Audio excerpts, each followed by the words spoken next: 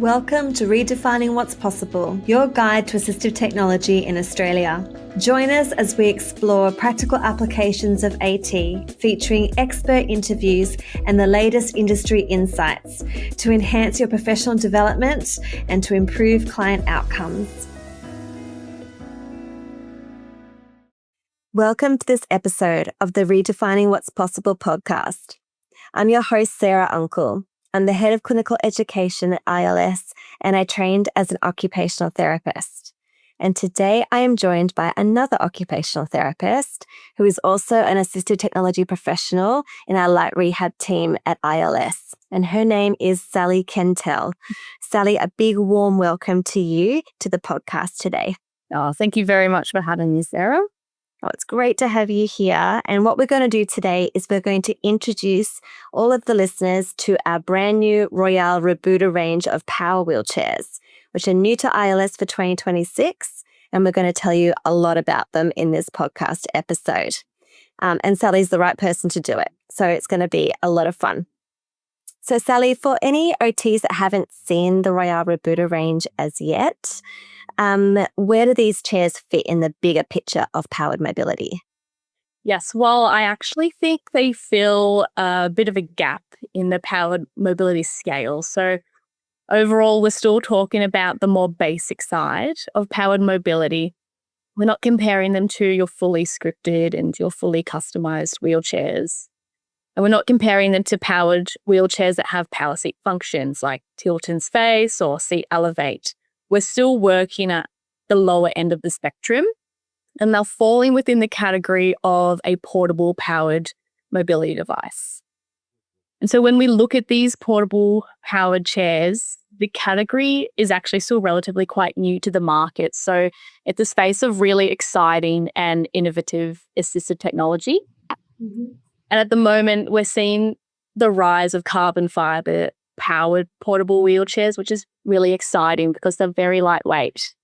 But the current challenge, I think, is they're all relatively quite small and restrictive in their size and accessories. They actually don't accommodate the wide variety of clients wanting a portable powered wheelchair.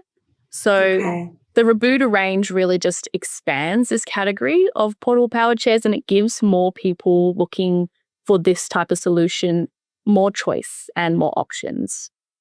Yeah, which is great. And I know even within the range, there's 4 models, E40, E80, E60-A, E60-Pro-A. I got that right, yeah? Yep. Can you tell us a little bit about each of the models and what makes them unique? Of course, yeah. The E40 is the most basic one, I would say. So it's compact and it folds. It's lightweight, but it's not ultra lightweight. So it weighs 23 kilos without the battery. Okay. And I'd sort of apply this chair for someone who just wanted an indoor chair in their own home just to get around indoors. The E80 is like the E40, but lighter. So the carbon fiber. The carbon fiber. Yeah. The carbon fiber frame, it makes it a lot lighter at 15.9 kilos without the battery. So someone who's looking for a chair that they want to fold and take it in the car and use for community outings. Mm-hmm. And then the E60-A is something you'd explore if you want a little bit more outdoor capability and adjustability. So this model introduces the Omnidirectional wheels, which save a lot of turning space and they handle obstacles better. Mm-hmm. And you also get adjustability through the backrest, which give you some recline setting options. The armrests are width adjustable, and also you get a headrest, which gives you some adjustability too.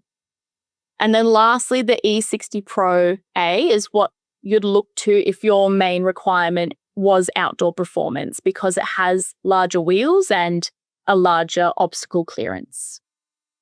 Okay, and that's the range. So we'll talk about some of those features in a little bit more detail, because I know for me that omnidirectional wheels is new to me. Like I haven't seen that before. So I know you just said it improves turning circles and turning space. Have you had any trials out in the community with those omnidirectional wheels to see how they perform out and about? I have. To be honest, not too much looking at its performance on different types of terrain. I've more so been using it for trials within small areas because they reduce the turning circle. We've been using it in tight spaces as just to see if it's going to be a really good solution. And it has. It's a different style of driving because you can literally just sort of go left and right as you need. So, but clients are picking it up quite quickly. Yeah, that's cool. Something that's like clever innovation, right? Especially because you kind of classified these as a rear wheel drive, but then you've got these, the front casters aren't like front casters. They're different for those two bigger models, which is really cool. Okay, so let's focus on that first one you spoke about, the E40. What kind of client, what kind of lifestyle would that chair best be suited to? Yeah. So I would say the E40 is mainly, it's an indoor chair. We have a lot of clients wanting a compact indoor chair for just around the home.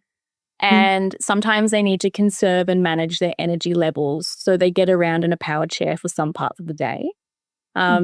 Or another example, someone might be experiencing some decline in their mobility and they may be becoming more at risk of falls in the home. So they'll use an indoor power chair where they can to remain safe and independent in their home.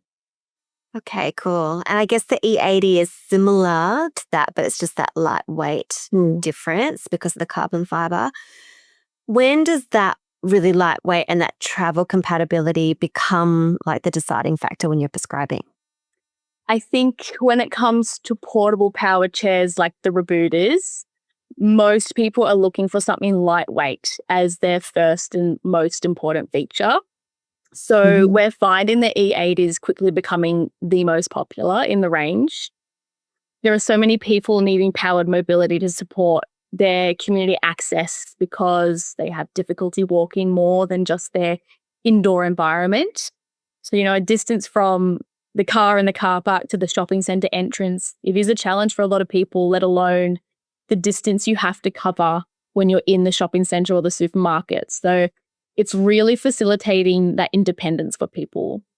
And it's also one that families look to as well so that they can support their elderly mum or their elderly dad. They want to take them out and about to family gatherings or the movies, shopping, medical appointments, like so many things. And the chair has to be lightweight for them to be able to lift it in and out of the car. Yeah, it's really important. And becomes part of your assessment process, right? Is assessing the person that's going to lift it as well to make sure that they are able to do that safely. And the nice thing I found with the Rebooters is they do collapse down to a pretty nice small footprint. Like they kind of fold a bit like a pram, right? So they're kind of a bit smaller to then lift in and out of the car in terms of, the actual shape of it. Yeah. Sally, with the E60-A and the E60-Pro-A, we've already talked about those omnidirectional wheels that are really cool. But I know they also have suspension, and we talked a little bit about backrest recline. So those features of those particular models in a real world setting, like what difference does that make to a client? I think, turning circle is a big one. A lot of the time people are using portable powered wheelchairs indoors and in spaces that can be quite small. So the omnidirectional wheels have the ability to reduce that turning circle of the chair quite a bit, which means the chair can get into places a lot better than potentially some other chairs. The suspension, I think, is important to a lot of people. You want to be comfortable in a power chair and you don't really want to be feeling every little bump and uneven surface because over time, it gets quite exhausting when you're out and about. Okay. When you feel all the jolts and all the bumps, sometimes it can exacerbate pain or cause pain. We really want to minimize that. I think the recline can be really good for a lot of people because sitting upright at, say, 90-degree hip angle actually becomes quite uncomfortable pretty quickly. And some people don't even have this range of flexion in the hips to begin with, which can cause their posture to become less than ideal when sitting in the chair. So like a simple little adjustment in reclining that backrest can make someone a whole lot more comfortable and their posture a lot better also. Yeah, that will make sense. It's good. Something else with this range is how they look. So they look more modern, a bit more stylish, like there's an aesthetics that's different to other wheelchairs. And I don't think it's something we often think about as therapists, like just how a wheelchair looks. Mm. And I had a conversation with an OT recently who has prescribed one of the rebooters. And she said it was a really great solution for a client she had who was really in that sort of denial phase of grief. And he did not want to be in a wheelchair, didn't see himself in a wheelchair. And then she showed him the rebooter and he said, oh, actually, I could see myself in one of those. Mm. And it became like something that actually helped him sort of overcome that denial and move into that phase of being okay with being in a wheelchair. So do you think the fact that these look more modern and have that aesthetic, it will impact uptake of a wheelchair? Yeah, of course. And yeah, that's really great to hear that it's happening in real life because yeah, absolutely. I think aesthetics have a big part to play in user confidence. Like, we've mentioned these chairs are on the lower end of the powered mobility picture. They're more basic. So clients who are looking at these chairs are often only just being introduced to the use of a wheelchair, and it's a completely new thing for them to have to deal with and to accept. And so mentally that can be quite a big challenge to use a wheelchair and be confident out in the community. I think a wheelchair also can become some part of someone's identity and a form of expression. So, yeah, I agree. Like, if it was me, I would like a nice looking chair. Yeah, I agree too. Yeah.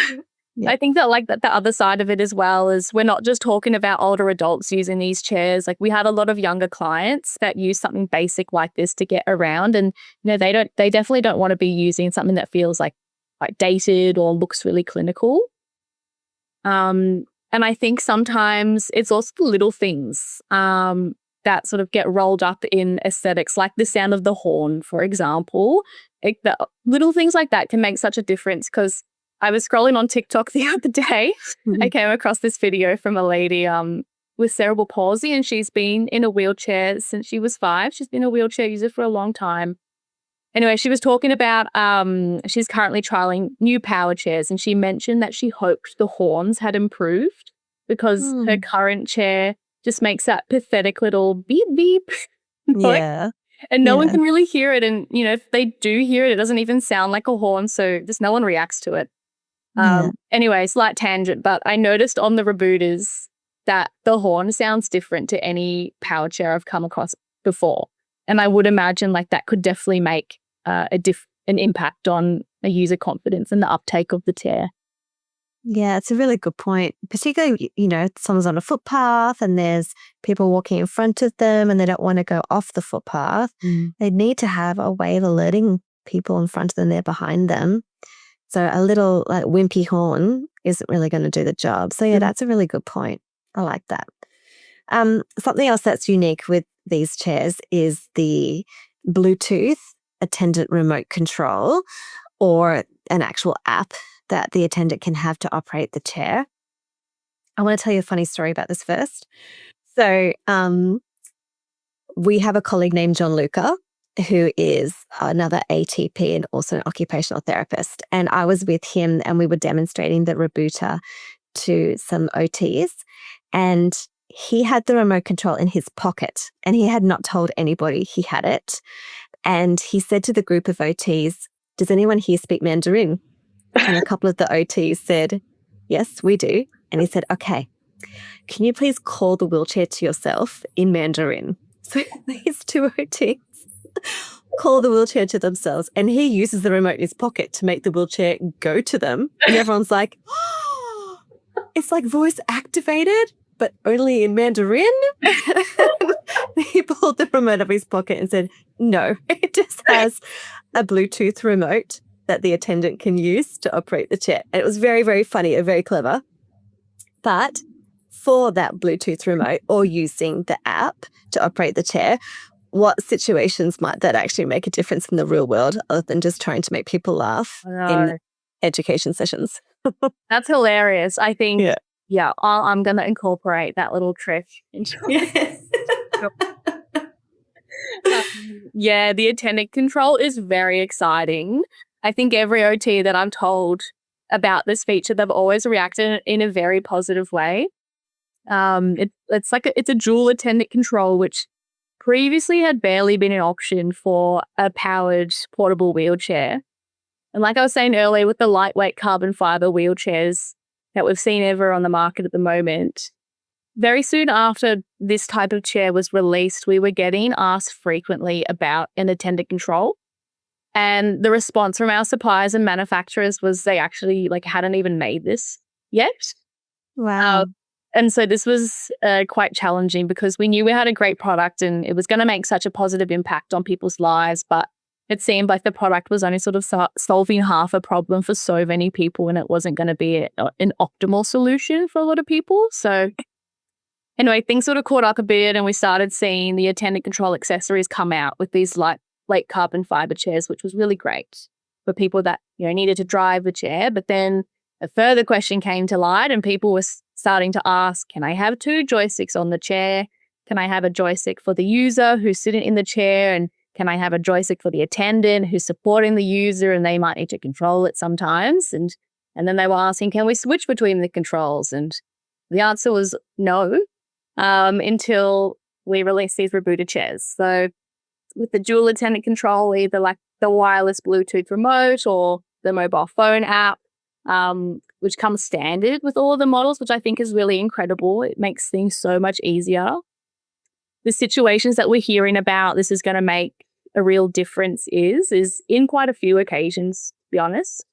So clients will come to us looking for a lightweight powered wheelchair for their elderly mother or father that needs to access the community for an hour or two, but they don't have the cognitive function to operate a powered mobility device independently. And it's challenging to push any human around in a wheelchair manually. So a powered device is often going to be the preferred option to reduce that manual handling. So with the Robooter, the carer can operate the chair with the Bluetooth control for the person that's supporting, which is amazing. And then I think another good application is when someone might fluctuate in their function. They might have good days and bad days. And on the good days, they have the ability to operate their own chair and their own joystick. And then on bad days, if they want or they need to get out in the community, the support person can operate the chair for them and they don't have to miss out on the things that they want to do or that they need to do. Yeah, which is so good. And the fact that it's Bluetooth wireless, you can be walking alongside someone and you don't have to be behind them as well, which I think is really nice. You can have a conversation. Yes. Yeah. That's a really nice point. Yeah. Yeah, which is really good. Okay, so you've only known this range for a fairly short amount of time. So when you first saw the range of Rebooters, what stood out to you clinically about them? Okay, I have quite a few things. I've made a list. Okay. I go off on a bit long. But that's great. But yeah, I actually really liked the fact that you can take the standard cushion off and you can put another cushion on, like an Equigel or like maybe a reduced profile J Union or a Libra Matrix. I think that opens up the chair a lot to a lot more people that need more supportive cushions. But it also gives the opportunity for people to future-proof their chair. And if things change a little bit, they can replace the cushion with something more supportive, which is great. Yeah. Something really small I've noticed is just a bit of adjustability in that center mount footplate in terms of its height. So if you have adjustability on the chair, it's going to fit a lot more people. And it's not an incredible amount of adjustability, but it's more than a lot of other chairs have in this category. Yeah. That's great. And then obviously I think the dual attendant control, of course, stands out for similar reasons. It's going to fit a lot more people's needs either now or in the future. I do also really like the fact that you can lock out the highest speed settings. So if you do want to keep the chair relatively slow for someone, you can put it in a mode where it only allows the user to drive it in the first or the second speed setting and not the third or the fourth or the fifth settings. Yeah, it's good, isn't it? And then I'm still going, sorry. Keep going. It's good. Keep going. I think, similar to that, the ability to adjust a few things through the mobile phone app is also incredible to make the chair more suited to the client's preferences. like changing the language like Gianluca was in a different way, but changing the language of the chair, you can do that through the app, which is really cool. You can adjust the volume and you can adjust the standby times as well. So I think that's really cool. I think the armrests are really quite supportive. So they're nice and long, which gives a great support to someone with their sit to stand transfers. Like a lot of these chairs have really short armrests and it's quite a hindrance to someone trying to get on and off the chair. And of course they swing up as well, which is great for anyone that needs to side transfer or swing up the armrest to get underneath a table or something. And then lastly, I really like how the joystick will automatically lock itself after a short period of time, after no one's touched it. Because sometimes people do forget their power chair is on and they'll accidentally knock it and they'll knock the joystick and the chair will move and it's all a bit risky. And I think that automatic feature is quite a safe feature. Yeah, it's a really good one. Because that's when we see so many falls happen when someone's accidentally knocks a joystick. So yeah, it's a really good thing. Okay, so if any OTs are going to be trialing these chairs for the first time, what assessment tips have you got for them? I think if someone is wanting a portable powered wheelchair, you do really have to explore the benefits and the limitations of this type of chair. I think people do really have some unrealistic expectations of what a powered portable chair can do. So it's really important to determine exactly what it is they want in their powered chair, what they're going to be doing in the powered chair and where are they going to be going in it. I think if folding the power chair and getting it into a car for transportation is going to be happening for someone, then we really have to look at who's going to be lifting the chair and are they able to lift it. I think the client's height, their weight, their body measurements are necessary to assess prior to looking at something like this because, like I said earlier, the chairs in this sort of category are limited in their size and accessories. Mm-hmm. And then I guess tips during the trial, I find like a tip that I always give pretty much to everyone during a powered wheelchair trial is you want to look ahead at where you want to go and don't look at your hand controlling the joystick. You look after and you plan for where you want to go. Your hand should do the rest naturally. Mm-hmm. Sometimes I see a lot of that. Yeah, sometimes I see a lot of that overcorrecting movement on the joystick and you really want to avoid that behavior. So if you don't like the direction you're heading in, you just either stop it, rethink it, or you can just reduce the pressure on that joystick to give yourself a bit more time or the chair enough time to sort itself out and get going the right way. And then I think you do just really have to tie in the situation it's going to be used in. Someone's going to be folding it, it was mentioned earlier, they're going to be folding it and lifting it, like have that person present at the trial so that they can practice it and demonstrate it. Let's go into a car, have the car there. Let's put it in the boot. Let's see if it fits. If we're driving the chair around the kitchen or the lounge room, like let's go and practice that. You don't want to find yourself in a pickle after prescribing a chair. If you haven't properly assessed the equipment in the environment and you haven't assessed it during the task that it's going to be used in as well. Yeah, really good tips. And actually, one of the really great benefits of working with a company like ILS or with someone like yourself with OTs is that you can actually bring out these chairs into the environment they're going to be used and they can be trialed right where you need to see if it's actually going to work or not for the client. Yeah. Which is a big benefit. And that's all free. That's free in-home trials. It's a big benefit for OTs. Okay, we've talked a lot about who these chairs are going to be great for, but what kind of client profiles would you steer away from these chairs? And what would those red flags be when you're doing an assessment to say that these wouldn't be the right chairs for someone? Yeah, absolutely. They're not going to be the right fit for everyone. I think if a client who has high pressure care needs or moderate to high postural support needs, then these chairs just aren't one to consider. Mm-hmm. I think if you do need power seat functions like tilt and space or seat elevate or powered elevating leg rests or powered recline, then this also isn't going to be an option. I think a red flag would definitely be if a client said that they needed a mobility device to drive, say, 45 minutes down like a gravel track across a lot of grass and a lot of dirt and back, because in that case, you'd probably be wanting to consider a mobility scooter and not a folding powered wheelchair. And then obviously if a client was over the safe working load, then that's just not safe. So what we probably should let everyone know what the safe working load is for the Robooter range. Yes, it is 150 kilos safe working load, which is quite big. And I think it's really impressive for powered portable wheelchair. Yeah. It's really good. I think potentially a really tall client might also be uncomfortable on these chairs. And the opposite end of that, a very petite client also. Okay. And then probably anyone who needs to sit in a power chair all day, including like inside a wheelchair accessible vehicle, because they're not crash tested. Yeah. Yeah. Even though they have a headrest for the two bigger ones, they're still not crash tested. So yeah, that's a good point. Okay. If you had to summarize the biggest strength of the Robooter range for OTs in one sentence, what would it be? So I apologize. I'm not great at coming up with a creative or witty slogan for marketing. I would just say I think it's more options for more people. Like it's a range of 4 new chairs that have many different new and exciting features. And since we've released this range, I've actually had OTs come back to me saying this is going to be a good option for my client now. Like, thank goodness, because we were really stuck with what was available to us and we couldn't find a solution, but now we can.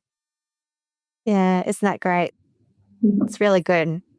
All right, I'm going to ask you one last question, which we ask every guest at the end of an episode. Does not have to be about Robooter. Okay, can you describe a moment when assistive technology significantly changed a client's life and how it inspired you to think differently about your work? It's a great question. I think I actually had a really nice trial recently that stuck with me. So we were trialing a pressure relieving adjustable lift chair as well as an informal sleep system.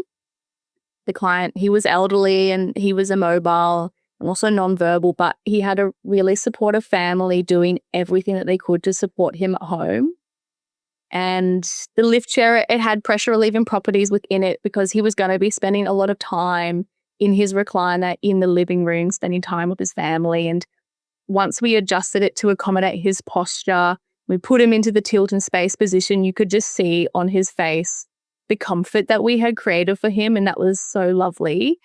But I think the other thing that was really great was for his main carer, which was his daughter, using like a combination of the lift and also a drop-down armrest, we were able to significantly reduce the manual handling burden on her, which was such a win to enable her to continue to support him as well.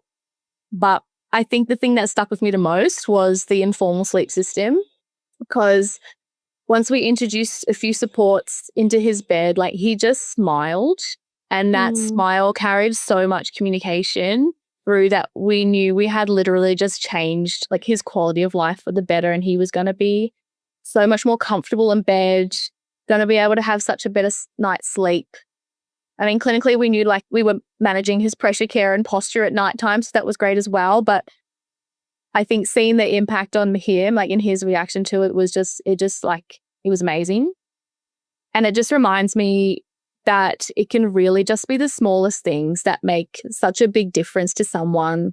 A small piece of assistive technology can really change someone's life. Yeah. That's a good day at work. Yeah. Right? That's so good. And that's what AT can do. Yeah, that's such a good story. Thank you for sharing that, Sally. And thank you for coming and sharing your expertise and knowledge around this new Robooter range for OTs that will listen to this today. We really appreciate your time and all your knowledge. So thank you for coming and sharing with us today. Oh, thank you so much for having me, Sarah. It was lots of fun. Yeah, it's been a pleasure. And thank you so much for tuning in. And hopefully we'll catch you in the next episode. Bye.